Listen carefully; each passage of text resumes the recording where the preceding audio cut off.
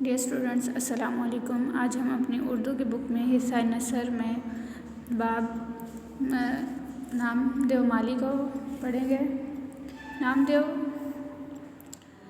کا آپ خلاصہ، مرکزی خیال، اس کی ایکسرسائز اور سیاق و سباق کو پڑھیں گے، لیکن سب سے پہلے میں آپ کو خلاصہ بیان کرنے کا طریقہ بتا دیتی ہوں۔ سب سے پہلے جب آپ نے خلاصہ کسی بھی سبق کا، کسی بھی باب کا جب کرنا ہے تو آپ سب سے پہلے اس کا حوالہ متن لکھیں گے۔ حوالہ متن میں ہم دو چیزوں کو لکھتے ہیں۔ سب سے پہلے سبق کا نام، جیسے ہمارے پاس سبق کا نام کیا ہے، نامدیو مالی، اور اس کے مصنف کا نام جو ہے مولوی عبدالحق۔ دونوں چیزوں کو آپ نے سب سے پہلے خلاصے میں لکھنا ہے، سبق کا عنوان اور مصنف کا نام۔ جیسے اس سبق میں مصنف جو ہیں وہ ایک مالی کی خوبیاں بیان کر رہے ہیں اور کہتے ہیں کہ وہ ایک نیک ذات سے تعلق رکھتا ہے، مگر سچائی، نیکی اور حسن کسی کی میراث نہیں ہوتے۔ یہ خوبیاں نیک ذات میں بھی ایسی ہی ہو سکتی ہیں جیسی اونچی ذات والوں میں۔ اللہ تعالیٰ کسی سے بھی نیکی کا کام لے سکتے ہیں۔ سچائی ہر انسان کے اخلاق میں شامل ہوتی ہے۔ حسن کسی کی میراث نہیں ہوتا۔ کوئی اللہ تعالیٰ جسے چاہے خوبصورت بنائے، جسے چاہے گورا بنائے، جسے چاہے کالا بنائے، یہ اللہ تعالیٰ کے ہاتھ میں ہے۔ کسی کی یہ میراث نہیں ہے، ہم وراثت میں نہیں ملتی ہیں، وہ اللہ تعالیٰ جسے چاہے جو کچھ عطا کرتے ہیں۔ مصنف کہتے ہیں کہ وہ بہت کاریگر اور محنتی تھا۔ اگر کوئی اس کی کارگزاری پر کسی قسم کا انعام دینے کی کوشش کرتا تو نامدیو نہیں لیتا تھا۔ نامدیو منع کرتے تھے کہ وہ انعام کے حقدار نہیں ہیں۔ نامدیو مقبرہ رابعہ دورانی اورنگ آباد کے مالی تھے۔ وہ نیک ذات سے تھے، مگر سچے اور کھرے انسان تھے۔ باغوں میں رہتے رہتے انہیں بہت سی جڑی بوٹیوں کی پہچان ہو گئی تھی۔ بچوں کے علاج میں اسے مہارت حاصل تھی۔ لوگ دور دور سے اس کے پاس اپنے بچوں کے علاج کے لیے آتے تھے۔ وہ اپنے ہی باغ سے جڑی بوٹیاں لا کر ان بچوں کا علاج کرتا اور وہ بالکل ٹھیک بھی ہو جاتے، اور وہ کوئی اس کا معاوضہ نہ لیتا تھا بلکہ مفت میں ان کا علاج کرتا تھا۔ وہ خود بھی صاف ستھرا رہتا اور اپنے باغ کو بھی صاف ستھرا رکھتا تھا۔ اس نے اپنے پورے چمن کو، مطلب اپنے باغ کو ایک آئینے کی طرح صاف اور شفاف بنا رکھا تھا۔ وہ کاہل اور کامچور بھی نہ تھا اور نہ ہی دوسرے مالیوں کی طرح اپنے مالک سے ڈانٹ ڈپٹ کھاتا تھا۔ اگر کوئی کام نہ کرے تو اسے ڈانٹا جاتا ہے، نوکروں کو ڈانٹ ڈپٹ کی جاتی ہے، لیکن نامدیو جو تھا وہ اپنے نام کی طرح مطلب ہر کام کو ٹائم پہ کرتا تھا، تو اس کے جو مالک تھے وہ کبھی بھی اسے ڈانٹتے نہیں تھے۔ وہ ہر چیز سے بے نیاز ہو کر صرف اور صرف اپنے باغ کی حفاظت کرتا تھا، اور اس کے عوض نہ تو اسے کسی صلے کی تمنا تھی اور نہ اسے ستائش کی چاہتی۔ وہ چاہتا تھا کہ جو بھی اسے کام دیا جا رہا ہے وہ اسے بالکل رسپانسبلٹی کے ساتھ ادا کرتا تھا۔ ایک سال کیا ہوا کہ بارشیں بہت کم ہوئی، کنویں میں پانی بہت ہی کم ہو گیا۔ دوسرے لوگوں کے باغ جو تھے وہ بالکل سوکھ چکے تھے، ان میں آفت ٹوٹ پڑی تھی، لیکن نامدیو کا باغ ابھی بھی ہرا بھرا تھا، کیونکہ وہ ہر روز انہیں پانی دیتا تھا، دور دور سے سر پر اٹھا کر پانی لاتا تھا اور اپنے پودوں کو دیتا تھا۔ جب کبھی کوئی اس بے مثال کارگزاری پر کسی قسم کا انعام دینا چاہتا تو وہ اسے لینے سے انکار کر دیتا تھا اور کیا کہتا تھا کہ کوئی بھی انسان اپنے بچوں کو پالنے پر انعام کا حقدار نہیں ہوتا۔ نامدیو کو یہ کام کرنے کی دھن تھی اور ہر چہرے پر ہمیشہ ہی مسکراہٹ رہتی تھی۔ وہ کسی بھی قسم بہت ہی منکسر مزاج تھا، اس کے چہرے پر بشاشت اور لبوں پر مسکراہٹ کھیلتی رہتی تھی۔ وہ ہر کسی سے جھک کر ملتا۔ وہ ایک غریب آدمی تھا اور اپنی تنخواہ سے بڑھ کر اپنے جو دوسرے بہن بھائی یا غریب لوگوں کی مدد کرتا تھا۔ وہ ہر موسم میں برابر کام کرتا تھا، کبھی بھی موسم کا بہانہ لگا کر وہ یہ نہیں کہتا تھا کہ موسم خراب ہے تو وہ کام نہیں کرے گا، لیکن وہ ہر اپنے کام پر فخر کرتا تھا، غرور نہیں کرتا تھا، فخر کرتا تھا۔ وہ سب کو اچھا سمجھتا اور سب سے محبت کرتا تھا۔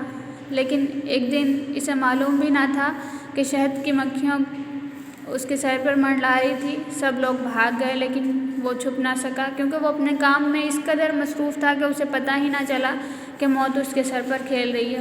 مکھیوں کا غضبناک حملہ ہوا اور وہ قریب اپنے کام میں لگا رہا۔ اس نے اسے اتنا کاٹا کہ وہ بے بس ہو گیا اور آخرکار اسی میں جان دے دی۔ اس کہانی میں بیسیکلی مصنف ہمیں یہ بتانا چاہتے ہیں کہ وہ شخص جو اپنے کام سے عشق اور لگن رکھتا ہے، بڑی محنت اور دلچسپی سے کام کرتا ہے، اسے کسی قسم کے صلے کی پرواہ نہیں ہوتی۔ اور نامدیو کو بھی اپنے کام سے عشق تھا، اسے کام سے لگاؤ تھا، اس کے لیے ہر چیز سے اول اس کا کام تھا، اس کی ڈیوٹی تھی اور اسی میں اس نے جان دی۔ ایک انسان جب کسی چیز کی رسپانسبلٹی اس کے سر رکھ دی جاتی ہے، اسے شوق سے کرتا ہے تو وہ اس کے لیے سب سے بڑا ہنر بن جاتی ہے۔ ڈیئر اسٹوڈنٹس، اس کے ساتھ ہی ہم کوسچنس کو بھی پڑھیں گے۔ پہلا کوسچن ہے ہمارے پاس، نامدیو نے پانی کی قلت کے زمانے میں چمن کو کیسے شاداب رکھا؟ تو ڈیئر اسٹوڈنٹس، ہم نے پڑھا تھا کہ جب بہت زیادہ بارشیں کم ہو گئی، باغوں پر آفت ٹوٹ پڑی، بہت سے پودے اور پیڑ تلف ہو گئے، خراب ہو گئے، جو بچ رہے وہ نڈھال اور مرجھائے ہوئے تھے جیسے دگ کا بیمار۔ لیکن نامدیو کا چمن ہرا بھرا تھا اور وہ اسے دور دور سے ایک ایک گھڑا پانی کا سر پر اٹھا کر لاتا اور پودوں کو سینچتا۔ یہ وہ وقت تھا کہ قحط نے لوگوں کے اوسان ختم کر رکھے تھے اور انہیں پانی پینے کے لیے میسر نہ تھا، مگر یہ خدا کا بندہ کہیں نہ کہیں سے پانی لے کر آتا اور اپنے پودوں کی پیاس بجھاتا تھا۔ نیکسٹ کوسچن ہے، نامدیو مالی نے انعام لینے سے کیوں انکار کیا؟ کیونکہ وہ سمجھتا تھا کہ انسان اپنی اولاد کی پرورش پر کوئی انعام کا حقدار نہیں ہوتا، اس لیے وہ اپنے پودوں کو اپنی اولاد کی طرح سمجھتا تھا، اس لیے وہ اس کا حقدار نہیں ہے۔ لوگ بچوں کے علاج کے لیے نامدیو کے پاس کیوں آتے تھے؟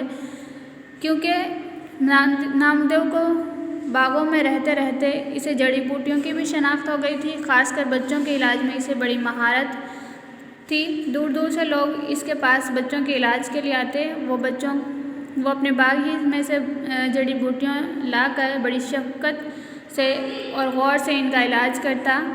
کبھی کبھی دوسرے گاؤں والے بھی اسے علاج کے لیے بلا لیتے تھے، وہ بلا تعامل چلا جاتا اور مفت ان کا علاج کرتا۔ نیکسٹ کوسچن ہے، نامدیو کی موت کا سبب کیا تھا؟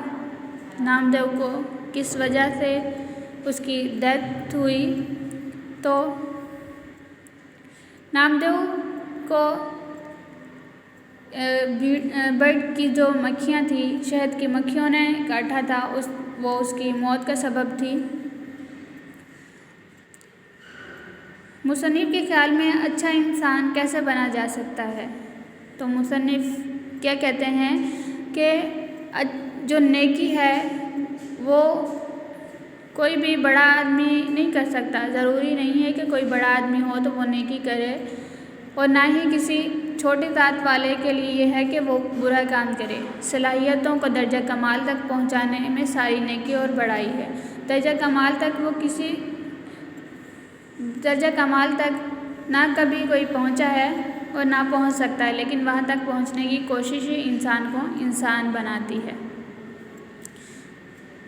نامدیو کے اوصاف میں سب سے نمایاں صفت کیا تھی؟ سب سے نمایاں صفت کیا ہے کہ وہ منکسر مزاج ہے، لوگوں کی مدد کرتا ہے، اپنی بساط سے بڑھ کر ان کی ہیلپ کرتا ہے اور اپنے کام سے عشق کرتا ہے۔ سب سے بڑی اس کی جو صلاحیت ہے، خوبی ہے، وہ یہ ہے کہ وہ اپنے کام سے عشق کرتا ہے، اپنے کام کو سب سے نمایاں رکھتا ہے۔ ڈیئر اسٹوڈنٹس، اس کے بعد ہم MCQs کریں گے اور آپ اس کا حوالہ نثر پاروں کی تشریح یا تخلیص کریں گے۔ اسٹوڈنٹس، میں آپ کو اس کا پیٹرن بتا دیتی ہوں کہ جب آپ نے کسی بھی نثر پارے کی، جو آپ کے پیراگراف آئیں گے نثر پارے کی، اس کی تخلیص کس طرح کرنی ہے، اس کا یہ خاکہ آپ کے سامنے موجود ہے۔ آپ نے سب سے پہلے حوالہ متن لکھنا ہے۔ حوالہ متن میں ہم दो चीज़ें लिखते हैं, मैंने पहले भी एक्सप्लेन किया था कि हम क्या लिखते हैं, मुसन्निफ़ का नाम और सबक का अनवान। जैसे हमारे पास हमारा चैप्टर था नामदेव, तो हमारा जो सबक का अनवान है वो नामदेव माली है और जो मुसन्निफ़ हैं वो हैं मौलवी अब्दुल हक। हम हवाला मतन में इन दोनों को लिखेंगे। इसके बाद हल लुगत या ख़त कशीदा अल्फाज के मायने। ये स्टूडेंट्स, आपको जो पैराग्राफ आता है उसमें कुछ वर्ड्स अंडरलाइन किए जाते हैं, उनके आपने मीनिंग लिखने होते हैं। आपने मीनिंग इसी तरह ही लिखने हैं जैसे बताया गया है कि एक साइड पे आपने मुश्किल अल्फाज को लिखना है और दूसरी साइड पे उसके मीनिंग को एक्सप्लेन आपने कर देना है। इसके बाद आपने सियाक़ो सबाक़ करना है। सियाक़ो सबाक़ में आप क्या लिखते हैं, जो आपको पैराग्राफ आया होता है डियर स्टूडेंट्स, उससे पहले या बाद के अहवाल को आपने बयान करना है। लेकिन इस पैराग्राफ को आप किस तरह स्टार्ट करेंगे, इस चीज़ को मद्देनज़र रखिएगा कि सबसे पहले आप लिखेंगे ये पैराग्राफ दरसी किताब के सबक नामदेव माली से लिया गया है। ये सबक पैराग्राफ के तकरीबन, अब वो पैराग्राफ स्टूडेंट्स हो सकता है कि मिड से लिया गया हो, स्टार्ट से या एंड से, कहीं से भी लिया जा सकता है। आप वो वहाँ पे लिखें कि ये पैराग्राफ स्टार्ट से है, एंड से है या मिड से है, कहीं से भी है। उसके बाद वो जो पैराग्राफ है उसके पहले के अहवाल जो हैं वो आप लिखना स्टार्ट करें। इसके बाद हम आते हैं तशरीह पे, स्लीव्स पे।